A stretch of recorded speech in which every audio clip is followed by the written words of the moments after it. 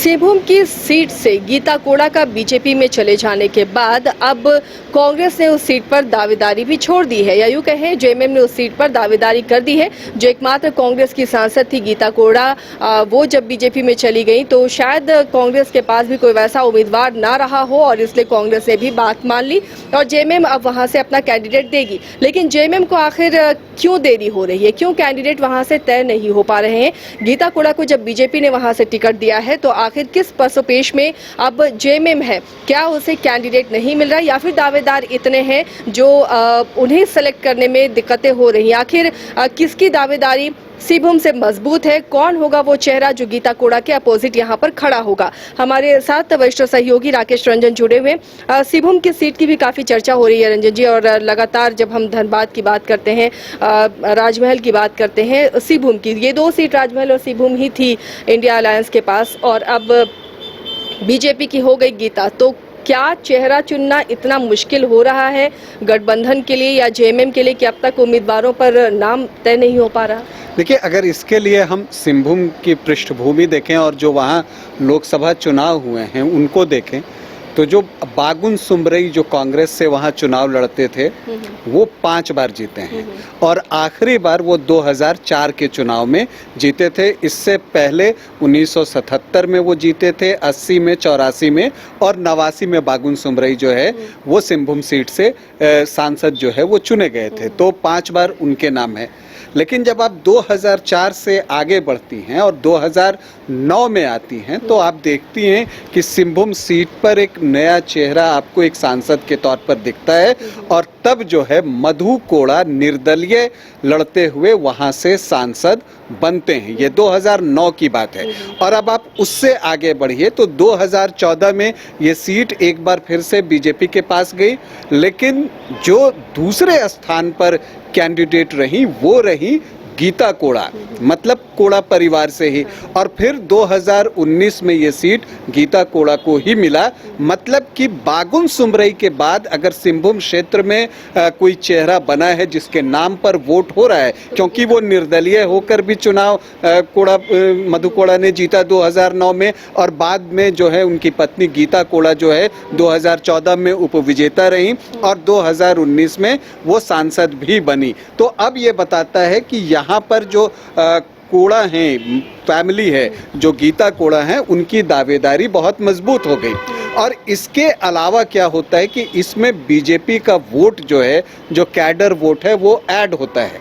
अगर आप सिंहभूम क्षेत्र में देखें तो बीजेपी जो है वो 3 बार यहाँ से चुनाव जीतने में सफल रहा है। और अगर हम पिछले 3 चुनाव की बात करें आसिया जी, तो अगर हम 2009 की बात करते हैं तो मधु कोड़ा ने पराजित किया तो किसे किया? बीजेपी के कैंडिडेट को पराजित किया, बड़कुंवर गगरई को। और तीसरे स्थान पर चले गए थे बागुन सुमरई। फिर जब आप आगे बढ़ते हैं और 2014 में तब लक्ष्मण गिलुआ जीतते हैं बीजेपी के, और दूसरे स्थान पर गीता कोड़ा, और फिर यहाँ से जो है कांग्रेस तीसरे स्थान पर वो चला जाता है। और 2000 सब वोट है, इसको आप कैसे आंक रहे हैं? कांग्रेस के वोट से आंक रहे हैं या फिर कैंडिडेट के वोट से आंक रहे हैं? देखिए, कुछ तो पार्टी के वोट होते ही हैं, लेकिन उसमें जो चेहरा होता है उसका भी एक महत्व होता है।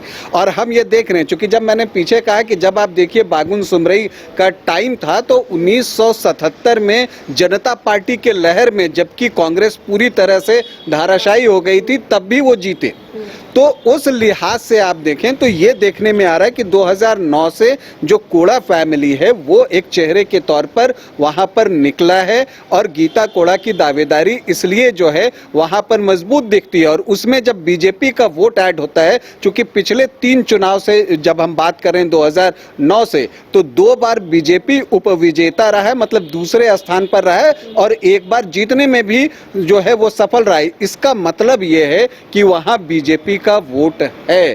तो ये जब दोनों ऐड ऑन होता है तो ये गठबंधन के लिए एक चिंता का विषय है। और इसलिए मुझे लगता है कि गठबंधन भी बहुत जो है सोच विचार के और सारे आकलन को करने के बाद ही वहाँ उम्मीदवार देना चाहता है, कोई हड़बड़ी में फैसला नहीं लेना चाहता। लेकिन दिक्कत ये है कि सिंहभूम में जो है 13 मई को ही चुनाव है तो अब बहुत दिन वहाँ बच नहीं गए, लगभग 40 दिन के आसपास जो है वो बचा हुआ है। तो अब जितनी देरी हो रही है, जो उम्मीदवार बनेगा उसे मतदाताओं तक पहुंचने में उतनी परेशानी होगी, क्योंकि वक्त की कमी होगी। तो ये एक चौंकाने वाली बात है। और देखिए, इसकी जो असली वजह है वो ये है कि कांग्रेस और जेएमएम के बीच भी खींचतान अभी तक जारी है। जेएमएम ने अब तक एक भी कैंडिडेट की घोषणा नहीं की है, और चूंकि ये सीट कांग्रेस की रही है, कांग्रेस यहाँ से 7 बार जीतने में कामयाब रहा है,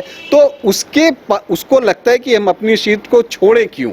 दूसरी तरफ जेएमएम का पूरा दावा है, क्योंकि अगर विधानसभा में आप देखें, जो इसके अंतर्गत 6 विधानसभा आते हैं, तो उसमें जेएमएम का जो है ज्यादा जगह पर विधायक हैं। और इससे भी महत्वपूर्ण बात यह है कि राज्य के मुखिया जो हैं चंपई सोरेन, वो जो सरायकेला है वहां से विधायक हैं। तो ये और बड़ा चैलेंज हो जाता है जेएमएम के लिए भी, कि अगर उसे सीट मिलती है तो ये सीट वो गंवा नहीं सकती, क्योंकि चंपई सोरेन का नाम जो है वो जुड़ा हुआ है सरायकेला से, जो कि इसी लोकसभा क्षेत्र के अंतर्गत आता है। तो इन सारी चीज़ों को देखते हुए मुझे लगता है कि जेएमएम और कांग्रेस अपना वक्त ले रहा है, और बहुत सोच समझ के ही वो यहाँ पर अपना प्रत्याशी देगा, और इसी वजह से देर हो रही है। लेकिन कई बार होती है कि अगर आप देर करते जाते हैं तो कई बार बहुत देर हो जाती है। तो मुझे लगता है कि बहुत देर हो उससे पहले जो है कांग्रेस जेएमएम गठबंधन, जो इंडिया गठबंधन है, उसे अपना प्रत्याशी घोषित कर देना चाहिए, क्योंकि गीता कोड़ा पूरी तरह से चुनाव प्रचार में लग गई हैं। और जैसा मैंने कहा कि उनका अपना जो वोट है वो तो है ही, हो कम्युनिटी का वोट तो है ही, इसके साथ ही उसमें भाजपा का वोट भी ऐड ऑन होने जा रहा है, तो उनकी स्थिति मजबूत होते जा रही है। तो ऐसी परिस्थिति में गठबंधन को इससे पहले कि बहुत देर हो जाए अपना उम्मीदवार घोषित कर देना चाहिए।